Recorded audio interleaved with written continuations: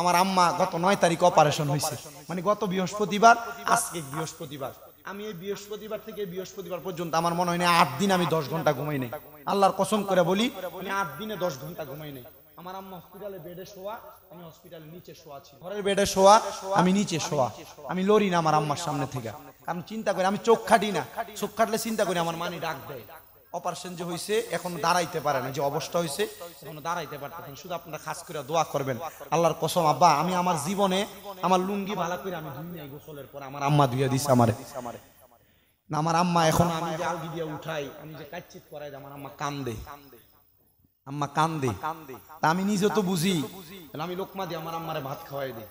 কিন্তু আমার মা আমারে মাহফিলের সিজনে যে শরীর ক্লান্ত, আমার মা এখন আমার লোকমা দিয়ে খাওয়াইতো, এটা এখন বন্ধ আছে। আপনারা শুধু খাস করে দোয়া করবেন আমার আম্মার জন্য। বাংলাদেশের অনেক ওলামায়ে কেরাম দোয়া করছে 8 দিনে, অনেক ছাত্ররা দোয়া করছে। আপনাদের দোয়া কমিল আমার 6টা মাদ্রাসা, এই 6 মাদ্রাসার পোলাপান আমার আম্মার লেগে দোয়া করছে। আপনারা শুধু খাস করে আমার আম্মার লেগে দোয়া করবেন, আল্লাহ যেন তাড়াতাড়ি সুস্থতা নসিব করে। সুস্থ আছে, শুধু দাঁড়াইতে পারতেছেন অপারেশনের পরে, কেন জানি। আপনারা শুধু দোয়া করবেন আল্লাহ যেন পরিপূর্ণ সুস্থতার নিয়ামত দান করে। আব্বা আপনারা দোয়া করতেন না আমার আম্মার লেগে? দোয়া করতেন না? আমি আমার আম্মারে নিয়ে যখন হসপিটালে ওই যে আয়ার আসতো, তার 100 করে টাকা দিতাম। আমি আমার আম্মারে কইলাম, আম্মা এই আয়ারা যে আসতো আপনার সেবা যত্ন করতো, তার 100 করে দিতাম। তো এখন যে বাইতেছেন, এখন যে আমি করি, আমারে কিটা দিবেন আপনি? আমার আম্মা আমার দিকে ছায়া কইছে, তোরা আল্লাহ দিবে। আপনি কোন তো এটার চাইতে আপনি বড় দোয়া টোয়ান, আপনি এর চাইতে বড় নিয়ামত আপনি খুঁজেন? আমার আম্মা কইছে তোরা আল্লাহ আরো বড় বানাইবো। আপনি এর থেকে কি খুঁজেন? আপনি আল্লাহর কসম কইরা কই, আম্মা আব্বা যারা আছে এখন থেকে পায়ের কাছে পড়ে থাকেন অবসর সময়। তা বউয়ের গোলামি করো, সাবধান হইয়া যাও বাবা।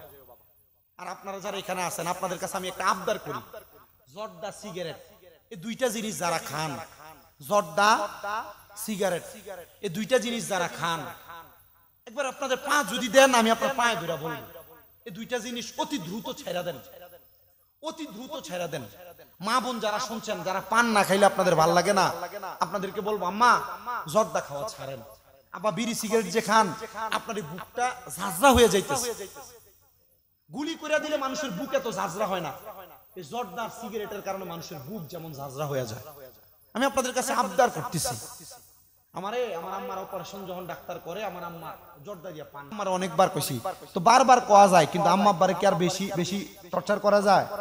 ডাক্তার বলছে এই জর্দা খাওয়ার কারণে হার্টে একটা প্রবলেম হয়েছে, অপারেশনটাতে একটু ঝুঁকি আছে, কিন্তু আলহামদুলিল্লাহ অপারেশন সুন্দরভাবে হয়েছে।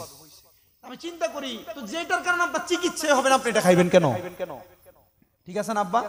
যেটার কারণে আপনার চিকিৎসা হবে না, এটা খাইবেন কেন? আল্লাহ তাআলা আমাদেরকে এগুলা থেকে হেফাজত করে। আপনারা দোয়া করবেন আল্লাহ যেন আমার আম্মার সুস্থতার নিয়ামত দান করে। সবাই পড়ি আল্লাহুম্মা আমিন। তো যেই কথা বলতেছিলাম আমার বাবাজিরা, বন্ধুরা,